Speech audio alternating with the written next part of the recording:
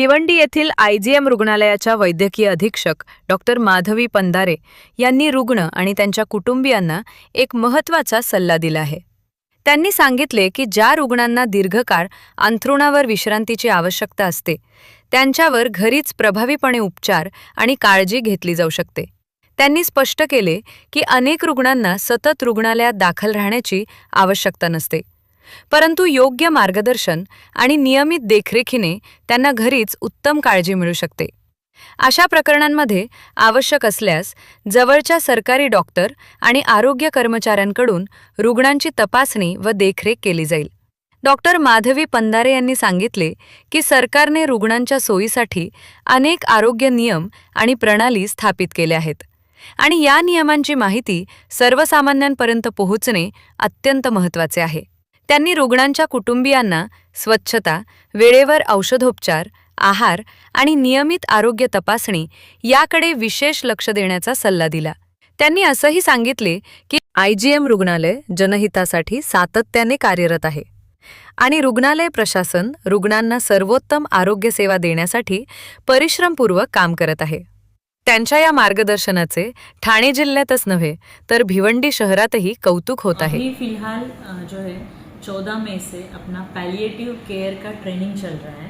तो palliative care training में हम लोगों को जो है भिवंडी रूरल एरिया के, भिवंडी ग्रामीण एरिया के लोग और भिवंडी शहरी एरिया के लोग जो अर्बन हेल्थ सेंटर्स है या फिर प्राइमरी हेल्थ सेंटर है और सब सेंटर है, वहाँ के लोगों को जो आरोग्य सेवक, MPW, ANM, CHO और मेडिकल ऑफिसर्स, इनको हम प्रशिक्षित कर रहे हैं पैलिएटिव केयर के बारे में। पैलिएटिव केयर मतलब उपशामक केयर, जो पेशेंट जो बेड रिडन होते हैं, जो अभी उनका जैसे कि कैंसर के पेशेंट है जिनका कीमोथेरेपी, रेडियोथेरेपी हो गया है, जो ऑलरेडी सर्जरी हो गया है, डायबिटिक पेशेंट्स है, हाइपरटेंसिव पेशेंट है या फिर हार्ट की बीमारी के पेशेंट, जिनको सब उपचार हो गया है लेकिन सिर्फ उनको सिम्टोमेटिक ट्रीटमेंट की ज़रूरत रहती है, जैसे कि पेन किलर है, बाकी अदर टैबलेट्स है, जिनको लगातार हम हॉस्पिटल में एडमिट नहीं कर सकते, जो अभी मृत्यु की राह देख रहे हैं, पर लेकिन उनको वैसे भी नहीं छोड़ सकते, हमको उनकी केयर करना ज़रूरी रहता है।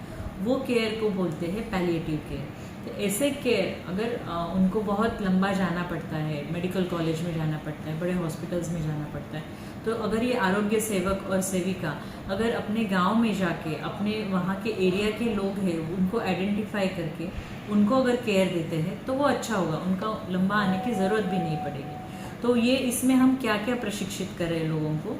स्किल टेस्ट में है oral care in conscious patient, in unconscious patient, नहीं तो मुंह की सफाई कैसे करनी है ऐसे पेशेंट्स की।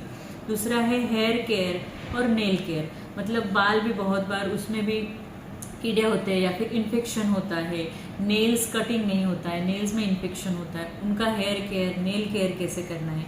उसके बाद नाक में बहुत बार कैंसर के पेशेंट्स को नाक में नली डालते हैं, उसको बोलते हैं नेजोगैस्ट्रिक ट्यूब या Ryle's tube, RT tube feeding कैसे करना है, वो ट्यूब को चेंज कैसे करना है।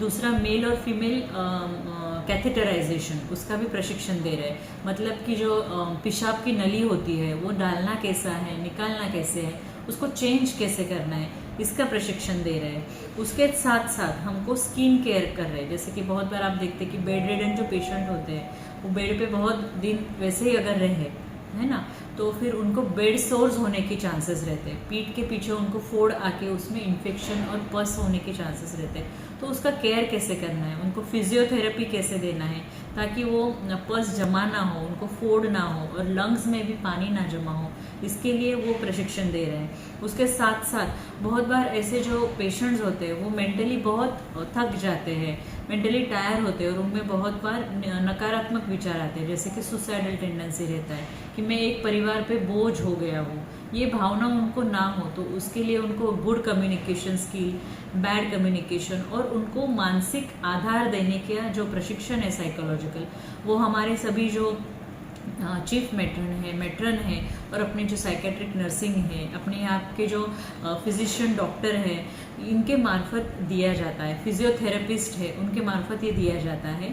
और उनको हम यूट्यूब से चुन के कुछ वीडियोस बनाए हैं जो इवन महाराष्ट्र गवर्नमेंट के साइट से हमने वीडियोस निकाले हैं, वो हम उनको दिखाते हैं और उनका 2 दिन का प्रशिक्षण लेते हैं। और ऐसे ट्रे में उनको कैथेटर वगैरह डाल के पेशेंट के ऊपर भी वो प्रशिक्षण देते हैं।